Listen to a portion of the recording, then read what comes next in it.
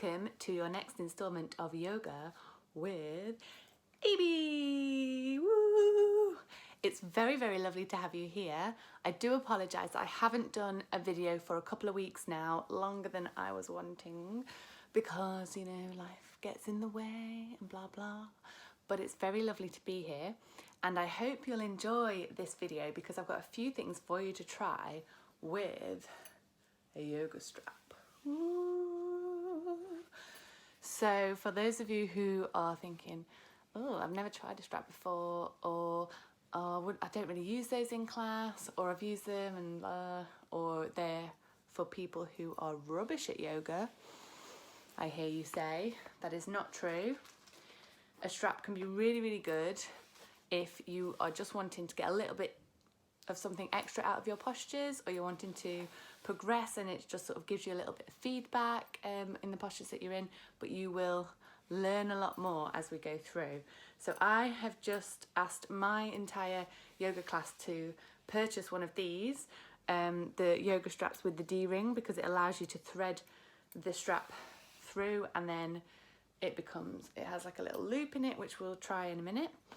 So let's get cracking. I've got 3 different postures that I want to show you with a strap. So I'd like you to have done a little bit of a build up, bit of a warm up first. So if you are coming to this video completely cold, maybe just pause it, get on your mat, roll around a bit, have a bit of a stretch, and just get ready, get your mind in the yoga zone, and then watch and learn. So I'll show you the first one. We're going to try bridge with the strap. And I'd like you to just go over to your mat, and as you may know, bridge is a back bend, so it's all about lifting the chest when you're on the mat and having the weight going into your shoulder blades and not compromising the neck. So when you do bridge, try not to turn your neck left and right, because that's not good. Just listen to my voice, maybe watch me first if you've never tried bridge before. And so from here, you're going to just make sure you can feel that your back is in neutral, which means you've got a little lift under the neck and you've got a little lift at the lumbar spine, so the lower back. You're going to take hold of your strap and you're going to pop it around the front of your ankles, so just at the bottom of your shins. Make sure again you've got your feet about hip width apart. You're going to press the feet into the mat, and as you do that you should notice that it sort of enables you to begin to lift the pelvis almost automatically. So you hold onto the strap with both hands, try and turn the palms of the hands outwards, get the shoulder blades digging down into the mat, pressing into the feet, roll up the spine, so maybe just take a small one if you've only just warmed up, and then exhale down. So when we go again, we're going to really try and press the tops of the shoulder blades into the mat, engage all the muscles of the legs as we press into the feet, roll up the spine, and this time we may be able to wiggle the shoulder blades together to really lift, lengthen through the spine, and make sure we've not got the knees flopping out, which they shouldn't be if you've got your feet pressing into the mat and your hands holding onto the strap for that little bit of resistance that really helps you to then lift the pelvis upwards. And exhale down. So you may want to do that a few more times, have a play around and see how it feels for you. It can just help to have that little bit of resistance to then feel where the movement is coming from with this one. And we're going to stay in bridge, but we're going to try something else now. And you can do all sorts of things with your hands in bridge. You may have a yoga practice where you can already interlace your fingers behind your back, but if you are wanting to work up towards that, then a really nice thing to do is to get your strap and make a small loop with it and come back into bridge. So feet down on the mat, hip width apart, pass this little loop to your other hand, so you're holding the loop, one in each hand, one part of the loop in each hand. This time, have your knuckles facing upwards, so the palms of the hands facing down. Inhale, press into the soles of the feet, which begins to lift you up through the pelvis, and then lengthen up through the spine. So you should be squeezing all the muscles in your legs and your bum to support you in this move. Lifting the hips up, And then with both of your hands, you might be pulling apart the strap from both ends, or at least that's how it's going to feel. So you should be pressing the tops of your shoulder blades down into the mat, and you're using the resistance of your hands on both ends of the strap. And you can mess around with the size of the loop here. Exhale down. Don't forget that when you're up there, we're going to try and breathe as normal, in and out. Very relaxing. Don't try and make your loop too small to start with, because I have it about this small, and you may want to go and start with the loop a little bit bigger, like this. And then once you've taken your loop quite small, then you can always try and interlace your fingers underneath your back as you go into bridge, and then really try and lift and press the tops of the shoulders down onto the mat. And you should always feel this lovely long line in the neck with a little bit of a dip, so that your neck's not really strongly pressing on the back of the mat.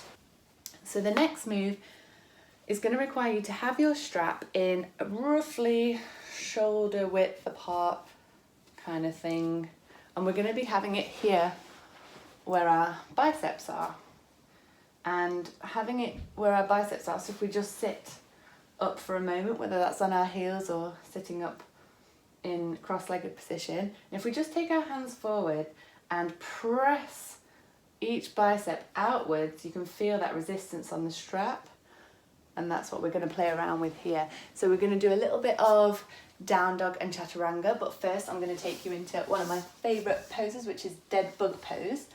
So again, come down onto the mat. We've got our straps at the ready,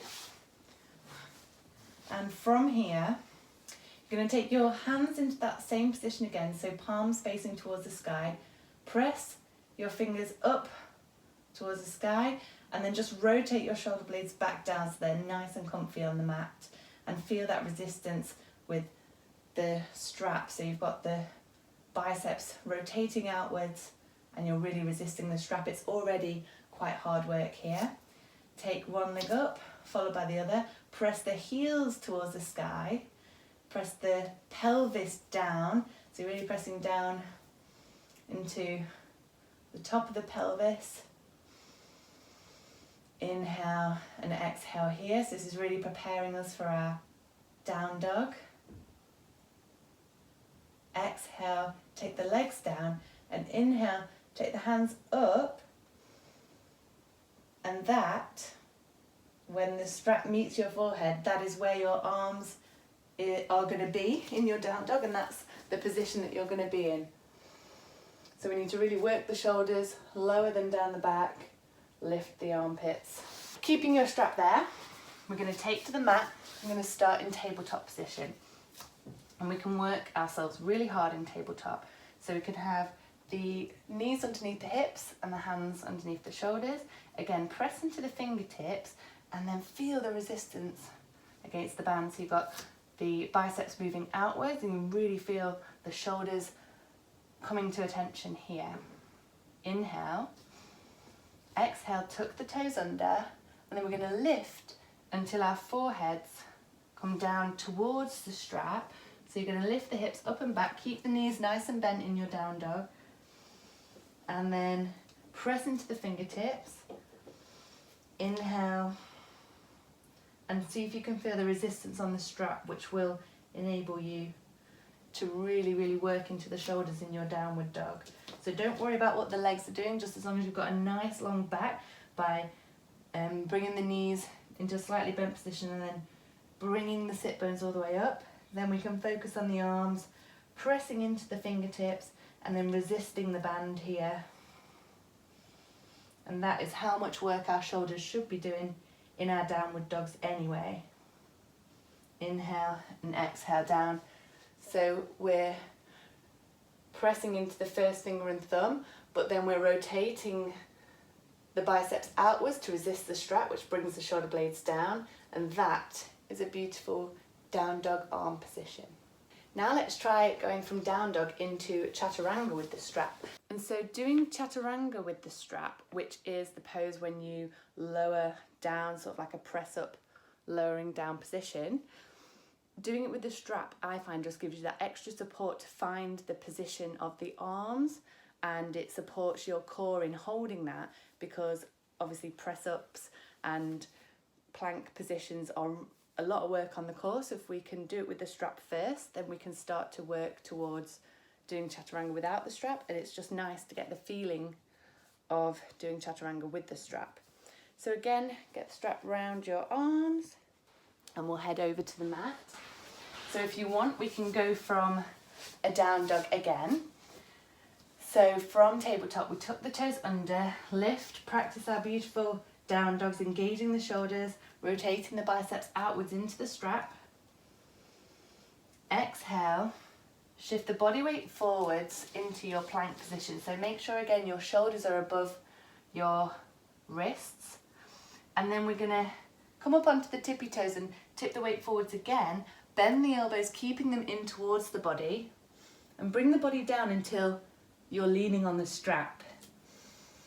And then we can work here. Inhale, press into the fingertips, come all the way up and back into downward dog, or come down into a child's pose. Take a few breaths here. Press into the fingers to come up again, and we can try again going from downward dog into your chaturanga. So lift the hips up and back into downward dog, really working the shoulders here. Inhale, bring the body weight forwards into that beautiful plank position, still got that resistance on the strap. And then exhale, and trying to get that 90 degree angle with the arms. We can practice our chaturanga here. We could lower the knees and come back down into child's pose.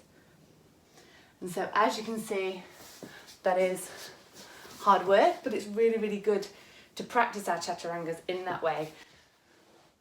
Because by using this strap, and you can see how hard I've been working because I've got red marks on my arms now.